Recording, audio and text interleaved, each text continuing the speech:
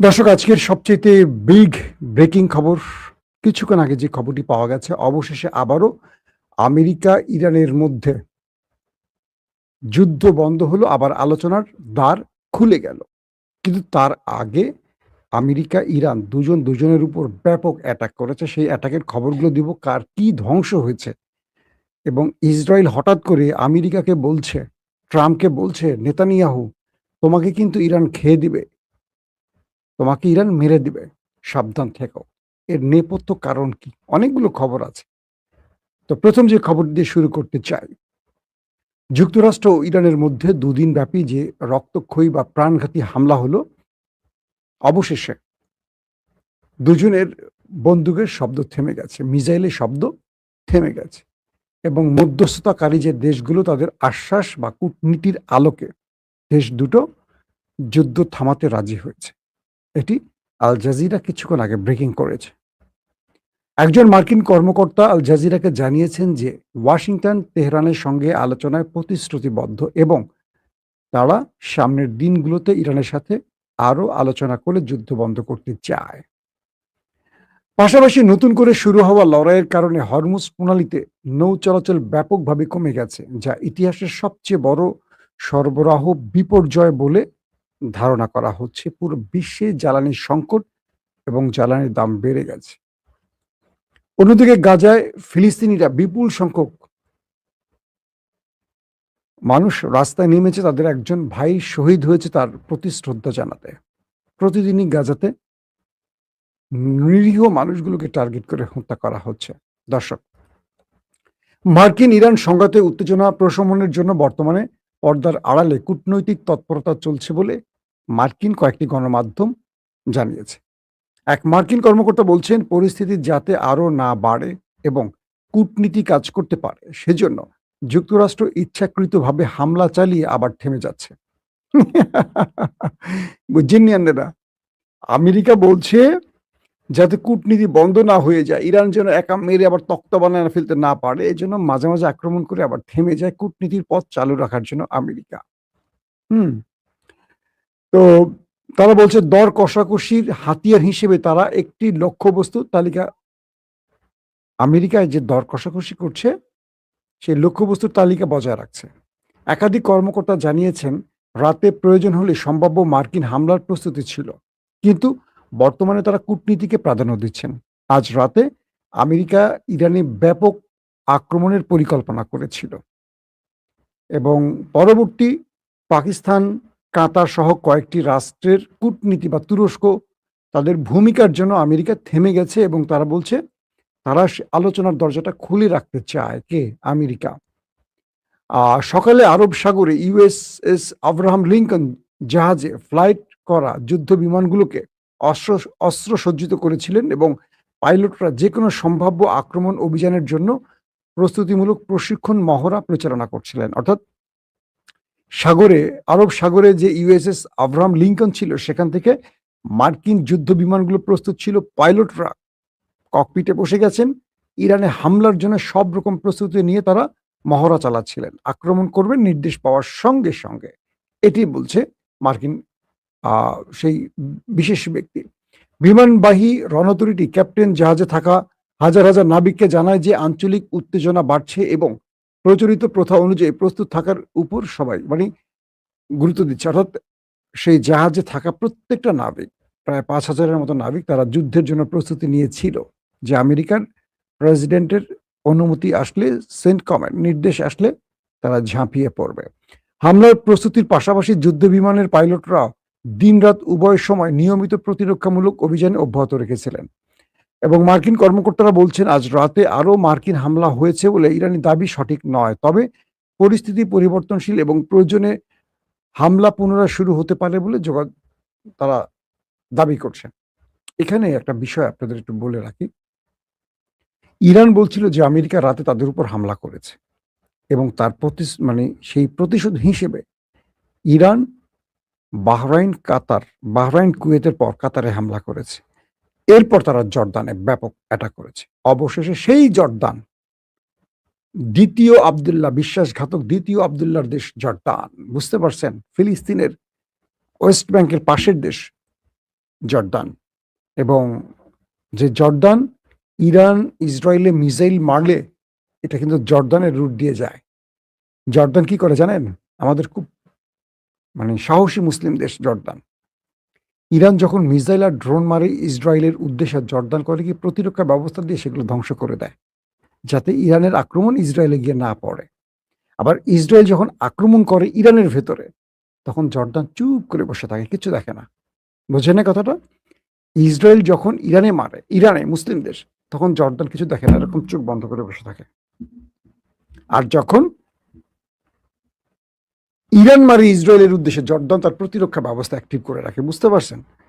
যেমন ধরেন, একটু খেলা দিয়ে আবার আসি, অনেকগুলো খবর দেওয়ার আগে একটু আপনাদের বিনোদন দেওয়া লাগে মাঝে মাঝে। মিশর, এই দেশটি কিন্তু প্রথম ইসরায়েলকে রাষ্ট্র হিসেবে স্বীকৃতি দিয়েছিল, জানেন? মিশর দিয়েছিল, তুরস্ক দিয়েছিল, ইরান দিয়েছিল। এই তিনটি দেশ ইসরায়েলকে সমর্থন দিয়েছিল ওই সময়। তো আজকের ইরান সেই ইরান না, ওইটা ছিল ওই যে শাহ রেজা পাহলেভি তাদের আমলের ইরান, আজকের ইরান না, ইসলামিক প্রজাতন্ত্র ইরান না। এবং জানেন যে গত যুদ্ধে ইসরায়েলের হাতে যে লক্ষ লক্ষ ফিলিস্তিনি মারা গেছে, মিশর যদি রাফাটা খুলে দিত, আপনারা জানেন যে গাজার সাথে মিশরের সীমান্ত আছে, এই রাফাটা খুলে দিলে একজনও মারা যায় না। অথবা সেখান থেকে যদি মিশর ২টা মিসাইল মেরে ইসরায়েলকে বলতো, খবরদার আর একটা গাজার উপর বা গাজার নিরীহ মানুষের উপর হামলা করবি না, ইসরায়েল ১০,০০০ মাইল বেগে দৌড়িত। কারণ পৃথিবীর সবচেয়ে বড় সামরিক শক্তির দেশ কিন্তু মিশর মুসলমানদের, যেটা মুসলমানদের কল্যাণে এক ফোঁটা লাগে না। আমরা খেলার মাঠে মুসলমান বলে তাদেরকে সমর্থন করেছি, কিন্তু এই মিশর মুসলমানদের কোনো কাজে লাগে না। মনে রাখবেন, এই মিশর পুরোটা ইসরায়েল এবং আমেরিকার দাস। দাস বোঝেন? দাস। ইসরায়েল যা বলবে জর্দান আর মিশর তাই করবে। আমেরিকা যা বলবে জর্দান আর মিশর তাই করবে। এবং এই দুটো দেশের যারা ক্ষমতায় আছে, জর্দানের দ্বিতীয় আবদুল্লাহ, মিশরে আব্দুল ফাত্তাহ আল সিসি, এই দুজন স্রেফ অবৈধ ক্ষমতা ধরে রাখার জন্য এই দুটো দেশের পুতুল হয়ে থাকে। একটা মিশরের মতো বিশাল দেশ, বিশাল সামরিক শক্তির দেশ, তার নাকের ডগায় ফিলিস্তিনদের, লক্ষ লক্ষ ফিলিস্তিনি নারী শিশুদের মারা হলো, একটা প্রতিবাদ করে নাই। এটাকে নিয়ে আমরা আবার অনেক গর্ব করি, লজ্জা লাগে আমাদের। হ্যাঁ, আবার অনেকে দেখি যে এখন মিলাবে ভাই আপনার আর্জেন্টিনা। আর্জেন্টিনা কিন্তু খ্রিস্টান রাষ্ট্র, এটা ইহুদি রাষ্ট্র না। আবার আর্জেন্টিনা হিউজ মুসলিম আছে, এই জন্য আর্জেন্টিনাকে সমর্থন করতে বলছি না। বলছি যে আমরা যে খেলার মাঠে ধর্মকে এনে নিজেকে জাতি তুলতে চাই, এটা করে কারা? ব্রাজিলিয়ানরা। আজকে যদি ব্রাজিলের সাথে মিশরের সেম খেলাটা হতো, এই প্রশ্নগুলি একটাও ব্রাজিল তুলতো না। এখন তুলছে কেন? দেখেন, পুরো পৃথিবী ফিফাকে নিয়ে যারা আলোচনা করছে, পুরো পৃথিবী ফিফার পক্ষে দাঁড়িয়েছে। আর আমাদের বাংলাদেশের কিছু গণমাধ্যম মিথ্যা কিছু ফটোকার্ড বানাচ্ছে, কিছু বানিয়ে প্রচার করছে। বিষয়টা কি আসলে আমি বলার চেষ্টা করছি, কি আপনারা হয়তো বোঝার চেষ্টা করছেন। অর্থাৎ এই যে বিতর্কগুলো তৈরি হয়, এতে করে আমাদের মধ্যে দ্বন্দ্ব তৈরি হয়। ব্রাজিল, আর্জেন্টিনা কেউ আমাদের বন্ধু না, শত্রুও না। কেউ আমরা সেখানে যাইও না, আমাদের শ্রমিকরা খুব একটা সেই সব দেশে যায়ও না। কিন্তু আমরা পছন্দ করি বলে আমরা খেলার মাঠে রাখতে পারি। এটাকে নিয়ে আমরা এমন লেভেলে তর্ক করি, পারি না একজন একজনকে মেরে ফেলি, গুলি করি, এই একটা অবস্থা তৈরি হয়। এটা বন্ধ করতে হবে, এটা বন্ধ হওয়া উচিত। খেলা শেষ, থেমে যান। আপনার ব্রাজিলের দল হেরে গেছে, বিদায় নিচ্ছে, আপনি ঘুমান বা বাকি খেলা দেখেন। কেন আরেকজনের বিজয় বিতর্কিত করার জন্য আপনি খোঁচাচ্ছেন? এটা হলো একটা খুব মন্দ স্বভাব। এটা হলো যে গ্রামে কিছু কুচক্রী মহিলা থাকে, দেখবেন নিজের ঘরের শান্তি থাকুক আর না থাকুক, পরের ঘরে গিয়ে আগুন লাগাবে। এই তোমার স্বামী এটা করছে, তোমার স্বামী পরকীয়া করে, তোমার দেবর এটা করছে, তোমার ননদ এটা করছে। এই টাইপের মানুষগুলো দেশের জন্য খুব হুমকি। খেলাকে খেলার জায়গা রাখেন, এটাকে নিয়ে আলোচনা খুব বেশি জরুরি না। খেলা একটা বিনোদন, আমরা দেখবো, শেষ, হারবে, কিসের জন্য কষ্ট পাবো? আর্জেন্টিনা কি আমার বাপের বাড়ি? না, ব্রাজিল আমার বাপের বাড়ি। আমার দেশ বাংলাদেশ। যদি এর বাইরে কোনো দল সাপোর্ট করি, সেটা মুসলিম দেশ। এটা হলো আমার থিওরি। হারলে কি না হারলে কি, এটা নিয়ে কোনো আফসোস নাই আমার। দর্শক, এখন বিষয়টা তৈরি হলো কি, জর্দানের মধ্যে আজকে ইরান বড় আকারে অ্যাটাক করেছে, মার্কিন ঘাঁটিগুলোর উপর টার্গেট করেছে। ইরান বলছে রাতে তাদের উপর যে আমেরিকা আক্রমণ করেছিল তার জবাবে তারা এটা করেছে। এবং জর্দান বলছে তারা আকাশ প্রতিরক্ষা অ্যাক্টিভ করেছে এবং ইন্টারসেপ্ট করেছে। কিন্তু কিছু তথ্য পাওয়া গেছে যে জর্দান তারা যে ইন্টারসেপ্টের দাবি করেছে ম্যাক্সিমাম ভুয়া। মার্কিন বেশ কয়েকটা ঘাটের গুরুত্বপূর্ণ স্থানকে ধ্বংস করতে, শুধু স্থান না, জর্দানে মার্কিন গুরুত্বপূর্ণ বেজ রয়েছে, অনেক গুরুত্বপূর্ণ। বলা হয় আরব রাষ্ট্রের কয়েকটা গুরুত্বপূর্ণ জোনের জর্দান একটি জোন আমেরিকানদের জন্য, এটাকে ধ্বংস করে ফেলেছে ইরান। এবং হতাহতের খবর পাওয়া যাচ্ছে, যদিও আমেরিকানরা সেটা প্রকাশ করছে না। অর্থাৎ গত 2 দিনে 4 থেকে 5টি দেশে ইরান আক্রমণ করছে এবং ইরান এটিও বলছে প্রয়োজনে পুরো গালফ মানে পুরো আরবের মধ্যে আমেরিকান ঘাঁটিগুলোকে টার্গেট করবে তারা।